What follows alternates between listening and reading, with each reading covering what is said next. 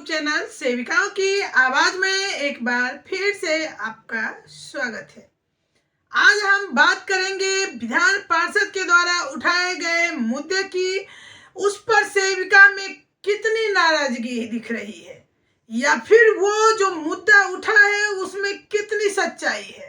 तो चलिए हम उनका वो अभिभाषण भी सुनाएंगे जो उन्होंने विधानसभा में दी है, और हम आज ये भी बताएंगे कि आंगनबाड़ी केंद्र पर जो ये बार बार मुद्दा उठ रहा है सभी के द्वारा, इन्होंने कोई गलत मुद्दा उठाया नहीं है और बिल्कुल सही मुद्दा है कि आंगनबाड़ी केंद्र पर आखिर 7 रुपए का दर से आलू का भाव दिया जाता है और जो भी है गुड़ भी तो वही रेट है। मतलब कि जितनी भी सामग्री आंगनबाड़ी केंद्र पर दी जाती है बाजार मूल्य से लगभग आधी रेट पर दी जाती है।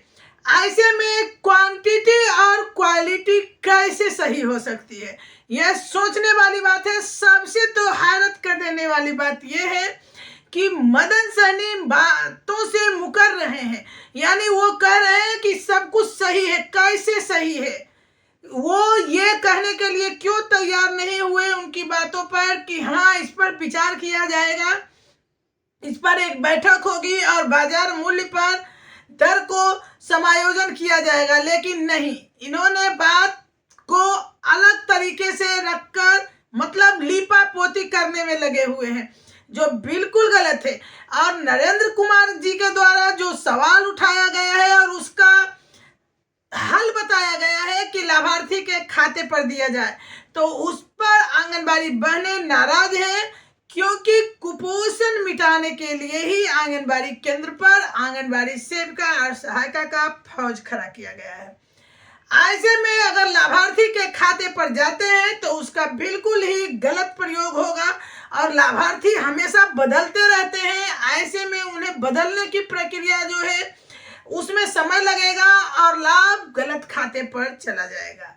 तो बहुत सारी बातें होगी और इसके लिए सबसे अच्छा है कि इस पर विचार करते हुए मंत्री जी को चाहिए कि दर जो आज से 4 साल पहले 5 साल पहले निर्धारित किया गया था उसमें संशोधन किया जाए और वर्तमान मूल्य को जो है दर को संशोधित करके दिया जाए सेविकाओं को, ताकि सही रूप से क्वालिटी और क्वांटिटी लाभार्थियों तक पहुंच सके।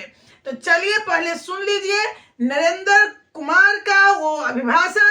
लेकिन इससे पहले अगर आप हमारे चैनल पे नए हो तो चैनल को सब्सक्राइब कर ले। पूरी जानकारी के लिए वीडियो के अंत तक बने रहे। वीडियो अच्छा लगे तो लाइक और कमेंट देना बिल्कुल ना भूलना, और आपका कमेंट भी आना चाहिए इनके भाषण सुनकर कि आपका क्या कहना है, क्या कितना सहमत है आप इनके अभिभाषण से। कुमार नागेंद्र जी महोदय, महोदय जवाब महोदय आ गया है और जवाब भी हम भी उम्मीद यही कर रहे थे। बड़ा चालाकी से बहुत अच्छे तरीके से जो वेबसाइट पे दिया हुआ चीज़ है ये जवाब तो हमको वेबसाइट पे भी दिख रहा है महोदय, लेकिन हम इस जवाब के पीछे सच्चाई की ओर आपके माध्यम से सदन को रखना चाहते हैं।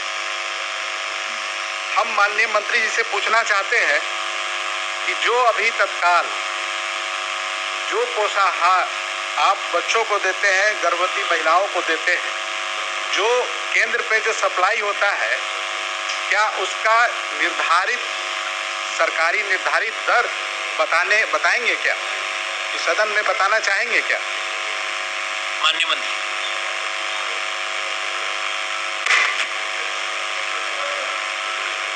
ये सब वेबसाइट पर उपलब्ध है, तो इसका मतलब है कि हमारा विभाग या बिहार सरकार का अन्य विभाग सभी पारदर्शी ढंग से काम कर रहे हैं, इसलिए सभी को वेबसाइट पर रखने में कोई एतराज नहीं है। दूसरा, इनका है दर का तो 8.5 रुपया है प्रतिदिन जो कुपोषण के लिए, और जो अति कुपोषित है उनके लिए 12.5 रुपया है। और शेष तो आपको पूरा विस्तार से आप वेबसाइट पर भी देख सकते हैं और आपको हमने जवाब के माध्यम से भी दिया। अभी तो पहले अंडा भी नहीं मिलता था, अब तो अंडा भी मिल रहा सप्ताह में 2 दिन। दूध नहीं मिल रहा था, दूध का भी हम लोगों ने व्यवस्था कर दिया है। शेष और कुछ जानना है तो बता दीजिए।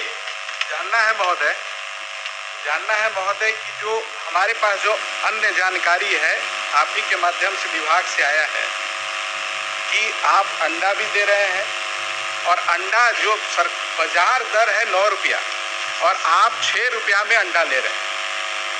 आप आलू महोदय बाजार में 20 से 25 रुपये प्रति किलो है, आप 7 रुपये ले रहे हैं।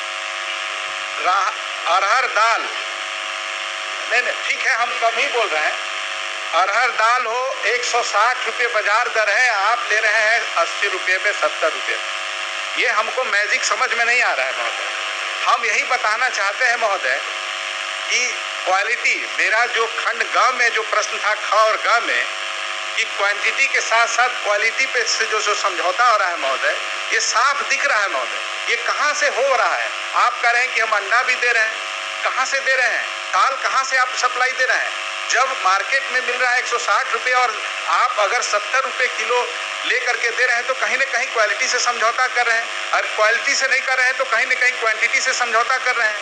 मेरा तो प्रश्न यही था महोदय कि क्वालिटी और क्वांटिटी में कहीं ना कोई खेल है, और हम सबको पता है। हम सदन में विशेष नहीं बोलेंगे कि केंद्र और सीडीपीओ और डीपीओ और सीडीपीओ में क्या समझौता है और कितना गहरा जो नहीं कहेंगे, बोलना नहीं चाहेंगे महोदय।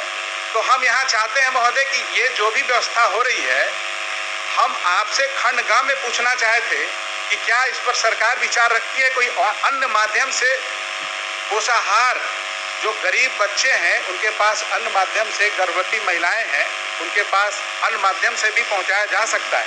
यही केंद्र सरकार, राज्य सरकार इंदिरा आवास जब डायरेक्ट लाभुक को दे रहा है महोदय। और सुनिए, नहीं जवाब दे दिए कि नहीं, कोई व्यवस्था नहीं, जवाब दे दिए। नहीं ठीक है, उसको बोल, ठीक है, कोई और व्यवस्था बोल दिया। सभापति महोदय, इनका जो खंड गांव में है कि कोई अन्य माध्यम से, तो उसका तो जवाब दिया जा चुका है, और जवाब दिया जा चुका है कि दूसरा कोई व्यवस्था अभी फिलहाल नहीं है, और वो इन्होंने कोई व्यवस्था अपने तरफ से कोई बताया भी नहीं है कि इस व्यवस्था से करिए तो ज़्यादा कारगर रहेगा। तो हम लोग को लगता है कि अगर वो व्यवस्था सही में अभी के व्यवस्था से बेहतर है तो उस पर हम लोग विचार करते। ऐसा तो इन्होंने कुछ बताया नहीं है, लेकिन जो व्यवस्था भी मेरा है वो कारगर है और हम लोग उसको सुचारू रूप से चला रहे हैं, और ये अच्छा है। इसके अलावा अगर आपके पास कोई व्यवस्था है तो बताइए। सीधा बताना चाहते हैं महोदय। माननीय मंत्री जी ने आपको दे दिया ही कि आप बताइए, दूसरा बता तो दिए। सीधा जिस तरीके से बच्चों को साइकिल में नहीं लिख के महोदय, उसका प्रपोजल दीजिए, ऐसे नहीं होगा। थोक में नहीं, सब जानते हुए भी इस तरीके से नहीं महोदय। हम इसका सुझाव सीधा कोई नया सुझाव नहीं दे रहे हैं। जिस तरह के तरीके से बच्चों को जो साइकिल और पोशाक जब बच्चों को डायरेक्ट आप दे रहे हैं, तो ये भी जो पोषाहार है अगर उसके गार्जियन के खाते में अगर डायरेक्ट देते हैं तो कम से कम अपने बच्चों को सही पोषाहार हर एक माँ बाप तो कम से कम उसको जरूर खिलाएगा। और ये बीच में जो हम लोग को अंदेशा होता है कि कहीं, ठीक है, मेरा जवाब वही, अभी हम चाहते हैं कि डायरेक्ट पोषाहार डायरेक्ट। चलिए आगे बढ़ते हैं। चलो